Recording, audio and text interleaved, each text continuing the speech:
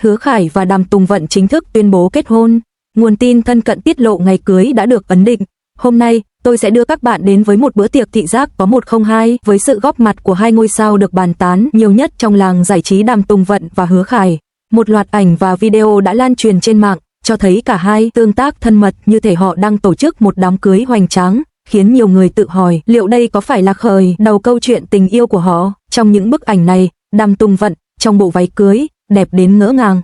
Nụ cười ấm áp và rạng rỡ của cô ấy cho thấy cô ấy sắp bước vào giai đoạn hạnh phúc nhất của cuộc đời.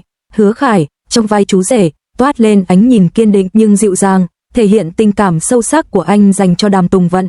Sự thấu hiểu không lời và ngọt ngào giữa hai người làm lay động mọi người xem, như thể đang chứng kiến một lễ hội tình yêu đích thực.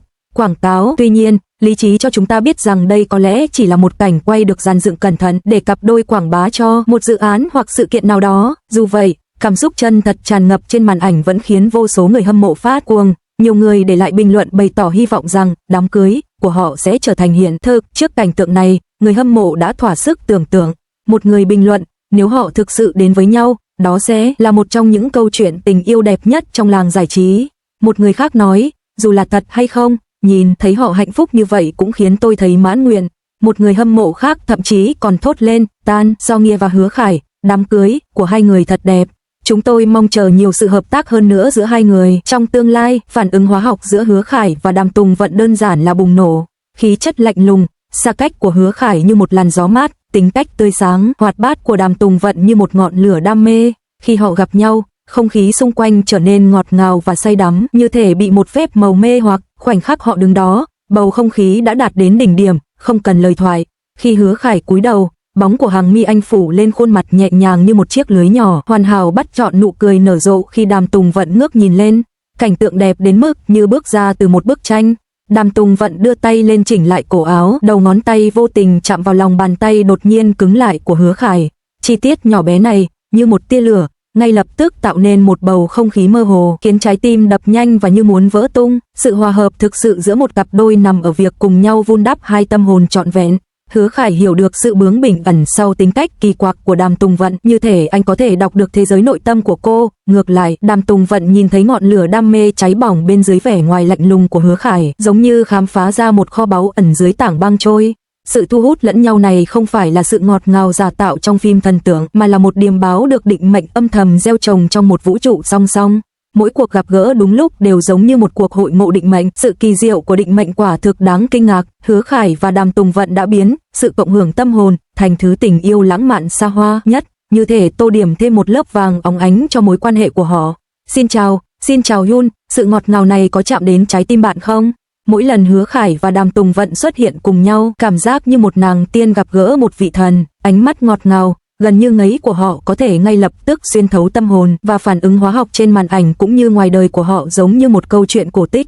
Tình yêu của họ không kịch tính hay nồng cháy, mà là một tình cảm sâu sắc, bền bỉ, như cơn mưa xuân dịu dàng âm thầm nuôi dưỡng vạn vật, khiến người ta tin rằng tình yêu thần thánh thực sự tồn tại trên thế giới này.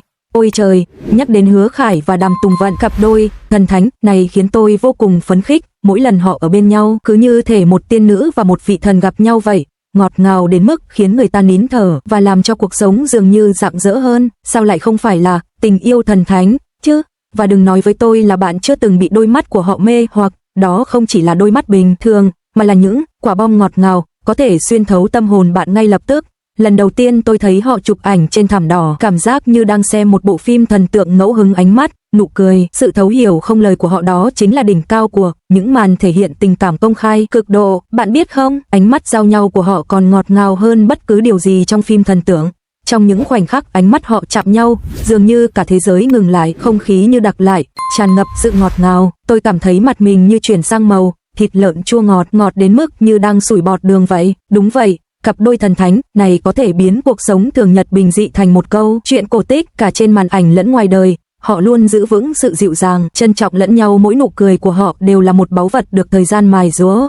Hãy nhìn những cử chỉ nhỏ nhặt của họ, một cái gật đầu, một nụ cười dịu dàng, thậm chí chỉ đơn giản là đứng cạnh nhau cứ như đang vận hành một quả bom ngọt ngào vậy.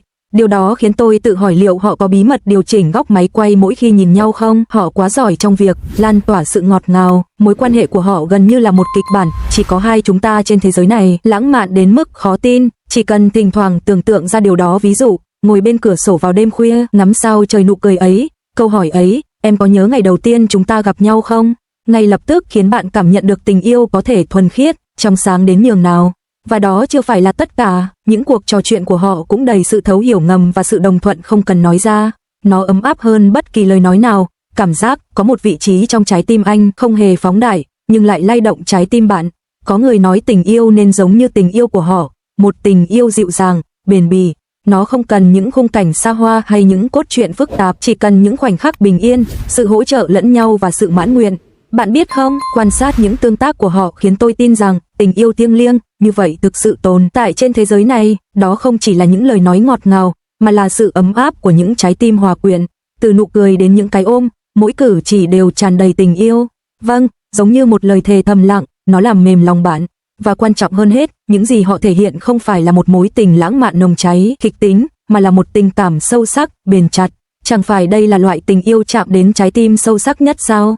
Giống như cơn mưa xuân dịu dàng, nó âm thầm nuôi dưỡng nhưng lại thanh tẩy tâm hồn một cách trọn vẹn. Nghĩ đến việc họ cùng nhau trải qua từng khoảnh khắc của cuộc sống khiến tôi cảm thấy rằng không có tình yêu nào trên thế giới đáng tin hơn và cảm động hơn thế này.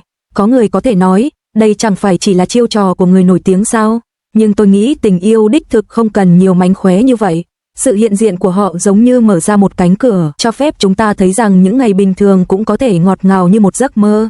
Chỉ cần ai đó sẵn lòng trao cho bạn một ánh nhìn chết người, và sẵn lòng đối mặt với tương lai bằng nụ cười, đó chẳng phải là hình thức cao nhất của tình yêu thiêng liêng, sao? Tôi nghĩ cặp đôi này, với sự tấn công ngọt ngào của họ, một lần nữa cho chúng ta thấy rằng tình yêu thực ra đơn giản như vậy. Một cái chạm ấm áp, một ánh nhìn sâu lắng, chỉ một câu nói cũng đủ làm trái tim ai đó rung động.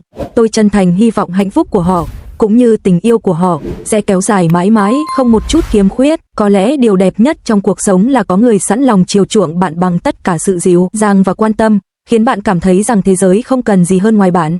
Liệu Hứa Khải và Đàm Tùng Vận có thực sự là một tình yêu cổ tích? Tôi nghĩ, ít nhất, họ đã cho chúng ta thấy qua hành động của mình rằng chỉ cần bạn yêu bằng cả trái tim, ngay cả thần tiên trên trời cũng sẽ ghen tị với sự thuần khiết và đam mê của họ. Ôi, tình cảm ngọt ngào này là hình thức đẹp nhất của tình yêu, giống như họ, luôn dõi theo nhau, cùng nhau bước đi trên con đường đời, không bao giờ phai nhạt và vẫn luôn cảm động dù thời gian có trôi qua bao lâu đi nữa.